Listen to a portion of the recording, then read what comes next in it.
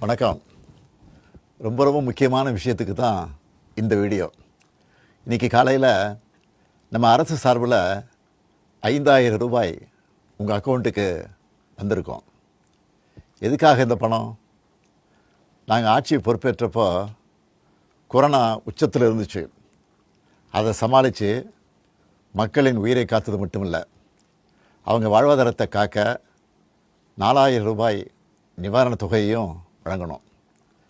சென்ற ஆட்சி விட்டுட்டு போன கடுமையான நிதி நெருக்கடியை சமாளித்து ஆட்சிக்கு வந்ததுமே பல திட்டங்களை நிறைவேற்றணும். நம்ம ஆட்சிக்கு வர்றதுக்கு முன்னே மாதம் 1,000 ரூபாய் உரிமைத் தொகை வழங்கப்படும்னு அறிவித்தேன். அப்போ இது சாத்தியமே இல்லைன்னு சிலர் சொன்னாங்க. ஆனாலும் நிதி நெருக்கடியை சமாளித்து ஒன்றிய அரசினுடைய ஓரவஞ்சனையை மீறி கடந்த 2023ஆம் ஆண்டு செப்டம்பர் மாதம் முதல் கலைஞர் மகளிர் உரிமை திட்டத்தை வெற்றிகரமாக செயல்படுத்திட்டு வரோம். முதல்ல 1,13,00,000 மகளிருக்கு பயனளித்த இந்த திட்டம் அண்மையில் அது விரிவுபடுத்தப்பட்டு இப்போ 1,31,00,000 குடும்பத் தலைவிகள் பயன்பெற்று வராங்க.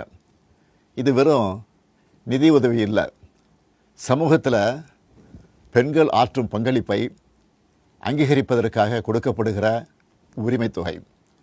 இந்த தொகையை வச்சு அன்றாட வீட்டு செலவுகள், குடும்பத்தில் ஏற்படும் மருத்துவ செலவுகள், குழந்தைகளுக்கான கல்வி செலவுகள் என பல அத்தியாவசிய செலவுகளை மகளிர் தாங்களே நிறைவு செய்ய இந்த திட்டம் வழிவகுத்துச்சு. அதனால தான் ஒவ்வொரு மாதமும் 15ஆம் தேதி என்பது ஒவ்வொரு குடும்பத் தலைவியும் ஆவலோடு எதிர்பார்க்கிற நாளாக அமைஞ்சிருக்கு. இவ்வளவு சிறப்பு வாய்ந்த இந்த திட்டத்தை மற்ற மாநிலங்களும் பின்பற்றி வராங்க. இந்த உரிமை தொகையை மேம்படுத்தணும்னு நாம் செயல்பட்டு வந்தால் அதுக்கு எதிராக டெல்லியில் இருக்கக்கூடிய ஒரு கூட்டமும், தமிழ்நாட்டில் அவங்களுக்கு அடிமையாக இருக்கக்கூடிய இன்னொரு கூட்டமும் எதிர்வரும் சட்டமன்ற தேர்தலை காரணம் காட்டி அடுத்த 3 மாதத்துக்கு இந்த மகளிர் உரிமை தொகையை நிறுத்த சூழ்ச்சி செய்கிறதா தகவல் வருது. இது வச்சு நீதிமன்றத்தில் வழக்கு தொடரவும் சிலர் முயற்சி செய்வதாக செய்திகள் வருது. 1,31,00,000 மகளிர் உழைப்பை அங்கீகரிக்கிற இந்த திட்டத்தை 3 மாதம் நிறுத்தி வச்சா நீங்கள் எவ்வளவு சிரமங்களுக்கு ஆளாவீங்கன்னு உங்கள் வீட்டில் ஒருத்தனா இருக்கக்கூடிய எனக்கு நல்லா தெரியும். கடும் வெயிலில் வேலைக்கு போக கஷ்டமான கோடை காலத்தில் இந்த தொகை நிறுத்தப்பட்டால் உங்களுக்கு எவ்வளவு வலி ஏற்படும்னு என்னால் உணர முடியுது. உங்கள் மாதாந்திர செலவை எப்படி சமாளிப்பீங்க? உங்கள் குடும்பத்தில் நோய்வாய்ப்பட்டவங்களுக்கு மாத்திரை வாங்கி கொடுக்க முடியுமா?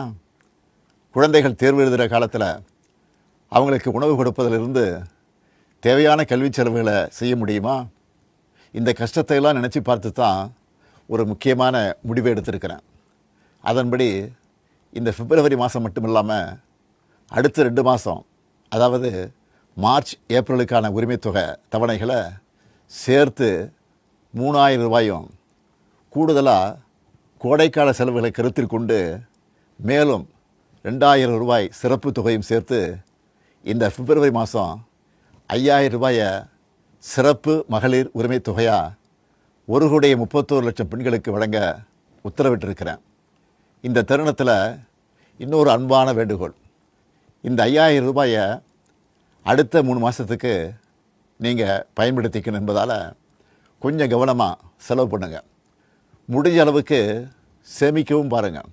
அன்பு சகோதரிகளே, உங்கள் ஆதரவோடு அடுத்து அமையப்போகிறதும் திராவிட மாடல் ஆட்சி தான்.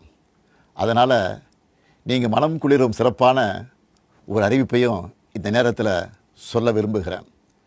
அடுத்த திராவிட மாடல் 2.0 ஆட்சி காலத்தில் உங்களுடைய உரிமை தொகை 2,000 ரூபாயாக உயர்த்தி வழங்கப்படும்.